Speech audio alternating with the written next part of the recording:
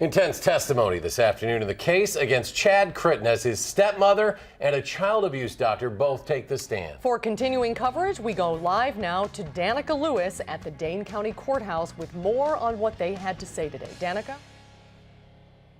Well, Susan, Eric, it's testimony that just wrapped up a little bit ago and pretty heated in the courtroom today as the judge ruled one of the witnesses hostile. Another one presented a laundry list of diagnoses for the victim in this case. The teen allegedly neglected and starved in her own basement on Madison's east side, the one we've come to know as SLC.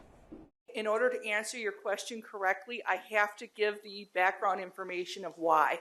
Chad Chritton's stepmother was visibly agitated on the stand as the defense asked for explanation on email exchanges, which led to a lot of this. Well, I'm going to strike that entire answer as not responsive to the question that was asked. But when comments weren't removed from the record, Evie Chritton talked about a sweet girl who stayed with her in the summer of 2007. She claimed SLC was a perfectionist, tediously tidy around the house. Didn't find her the least bit dangerous. In fact, I was concerned because when she was done cleaning up, there was not a speck of paper left. And if it was a tiny little speck I wasn't concerned about.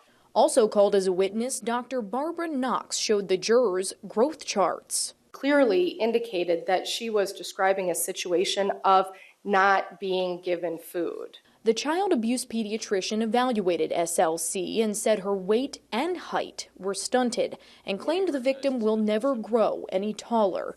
Knox said those symptoms do not match up with an eating disorder. You have to have persistent malnutrition before your height falls off. So the fact that we saw both her weight and her height fall off is a good indication of persistent starvation.